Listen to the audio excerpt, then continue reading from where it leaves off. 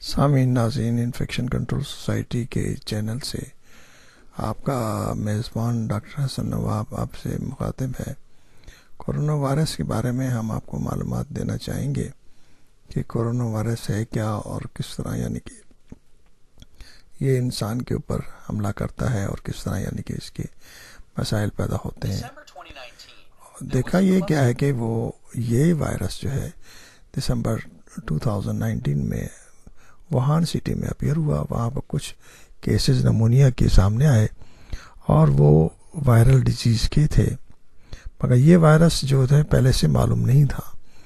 اس کو 2019 novel corona virus کا نام دیا گیا۔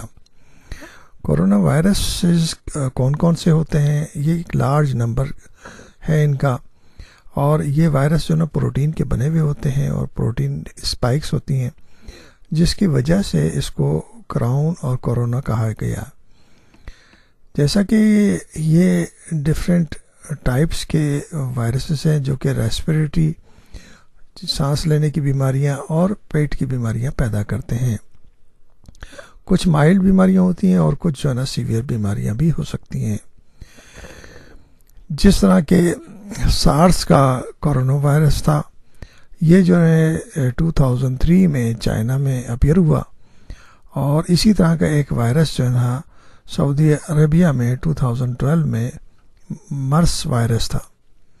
اس طرح کے وائرس جو ہے یہ جو ہے ڈائریکٹلی ریسپریٹری سسٹم یعنی کہ سانس لینے کے نظام پر اثر کرتے ہیں، اور کچھ وائرسز جو ہیں وہ اینیمل فوڈ سے آتے ہیں اور وہ جو ہے نمونیا کاز کرتے ہیں۔ اس سے افراد بھی متاثر ہو جاتے ہیں، پھر فیملی ممبر متاثر ہوتے ہیں، اور ہیلتھ کیئر ورکر بھی متاثر ہو جاتے ہیں۔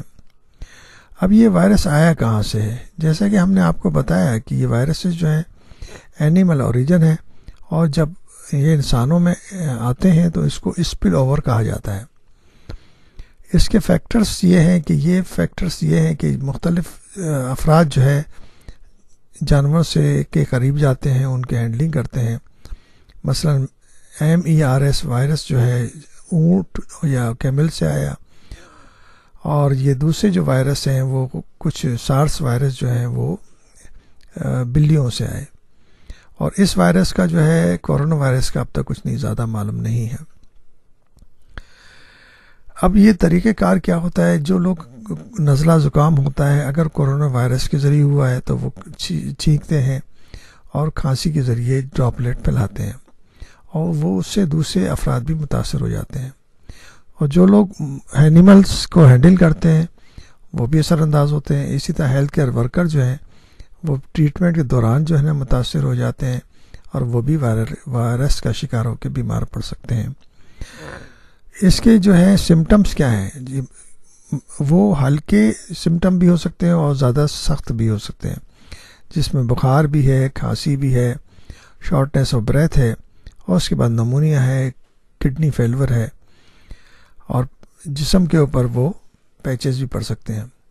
ڈائگنوسس کے لیے PCR سے ہیلپ لی جاتی ہے، پولیمریز چین ری ایکشن سے۔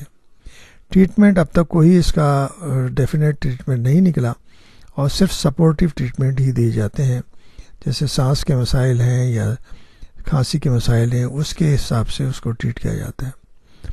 پریونشن یعنی کہ احتیاط کس طرح کریں، آپ بچیں کیسے، اس کے لیے آپ کو ضروری ہے جو کہ بیسک انفیکشن کنٹرول کے پرنسپل ہیں، مثلا ہینڈ ہائیجین ہے، یا کفنگ اور سنیزنگ کے دوران منہ پہ کپڑا رکھیں یا ماسک لگائیں۔ جو افراد سے کے متاثر ہیں ان سے بچیں، اور ماسک پہننا ضروری ہو جاتا ہے۔ ہینڈ واشنگ ضرور کی جائے، اور اس کے لیے اینٹی سیپٹک سوپ بھی استعمال کیا جا سکتا ہے۔ اینیملز کے ہینڈلنگ جو ہے وہ بہت ہی اہم ذریعہ ہے، تو جو بھی لوگ اس کی پروڈکٹ ہینڈل کریں وہ بھی ہینڈ واشنگ کریں، اور جو بھی فوڈ ہے اس کو اچھی طرح کوک کر کے پکایا جائے۔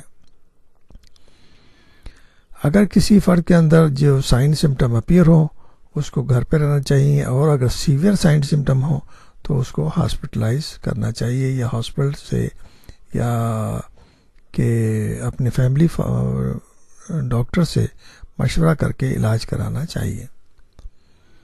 اس طرح آپ اس کے بارے میں اندازہ کر کے اپنے آپ کو بہتر کر سکتے ہیں۔